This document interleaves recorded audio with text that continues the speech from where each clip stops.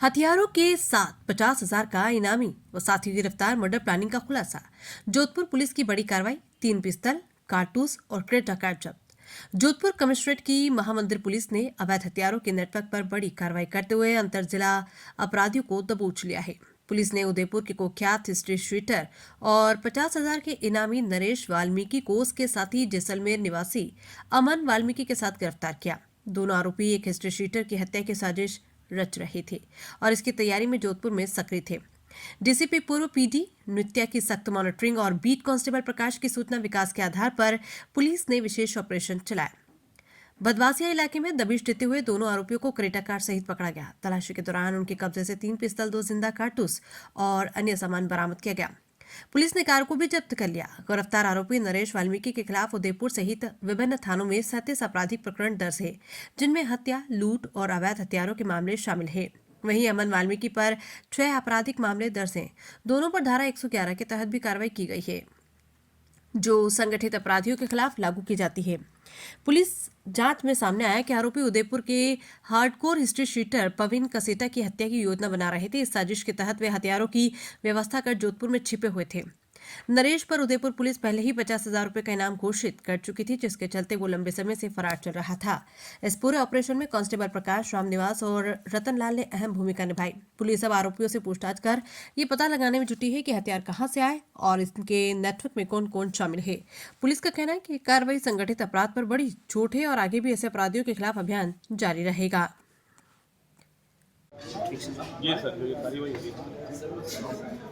Police commissioner साहब श्री ओम प्रकाश जी के निर्देशानुसार और उनके मार्गदर्शन में जोधपुर आयुक्तालय की टीम अपराधियों की धरपकड़ और अपराधों की रोकथाम के लिए कार्य कर रही है। और बीट प्रणाली का जिस हिसाब से सुदृढ़ीकरण हुआ है, उसका ये सुखद परिणाम आया है कि हमारे बीट कांस्टेबल को एक ये आसूचना प्राप्त हुई कि उदयपुर का हार्डकोर क्रिमिनल जो कि वांछित है और जिसके ऊपर 50,000 का इनाम घोषित हो रखा है, वो अपराधी जोधपुर के अंदर शरण लेकर के कोई बहुत बड़ी वारदात को अंजाम देने की फिराक में है।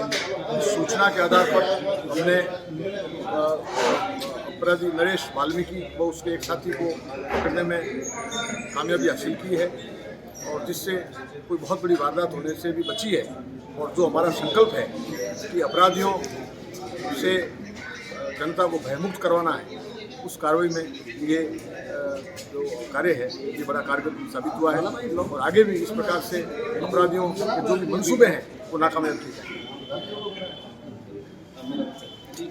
जैसा कि आपको ध्यान है, जोधपुर आयुक्तालय की पुलिस संगठित अपराधियों पे चिन्हित करके कार्रवाई कर रही है। इसके पहले भी हमने 20,000 का अपराधी अभियुक्त गिरफ्तार किया था और सूचना मिली थी कि कुछ आपराधिक तत्व यहाँ पे घूम रहे हैं। उस सूचना पे उसको बीट कांस्टेबल ने डेवलप किया है और उसके बाद उदयपुर पुलिस का जो हार्डकोर एचएस नरेश हरिजन, जिसके खिलाफ 37 मुकदमे दर्ज हैं, उनको 3 पिस्तल और 2 कारतूस, इसके अलावा एक क्रेटा के साथ उनसे बरामदगी की गई है।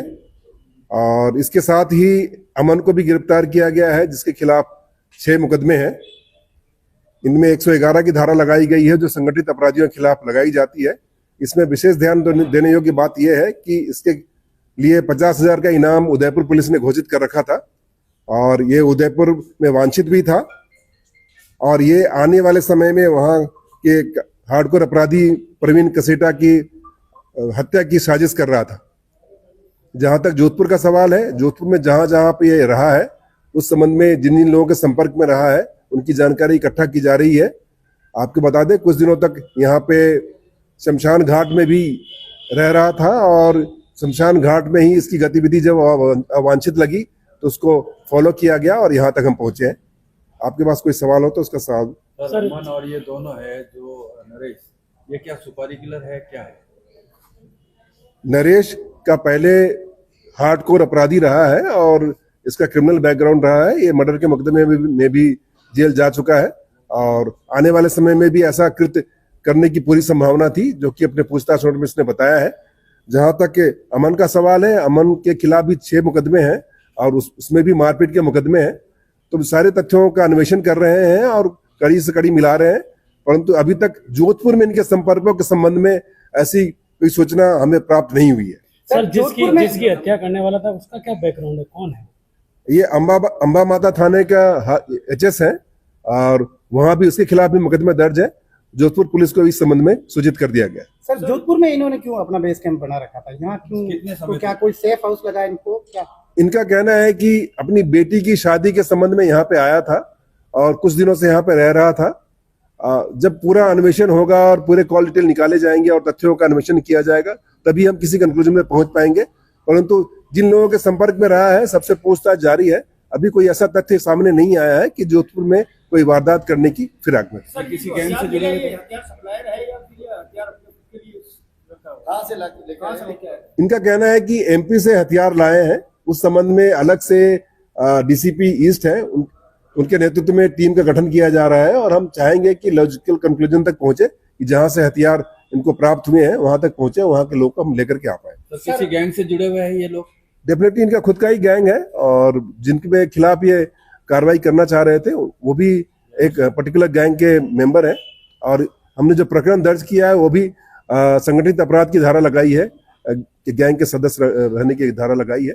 आने वाले समय में भी जो भी इस तरह के आपराधिक बैकग्राउंड के लोग हैं उनको चिन्हित करके उनके खिलाफ कार्रवाई की जाएगी, ये हमारी प्रतिबद्धता है। जोधपुर में कितने मुकदमे हैं इनके खिलाफ?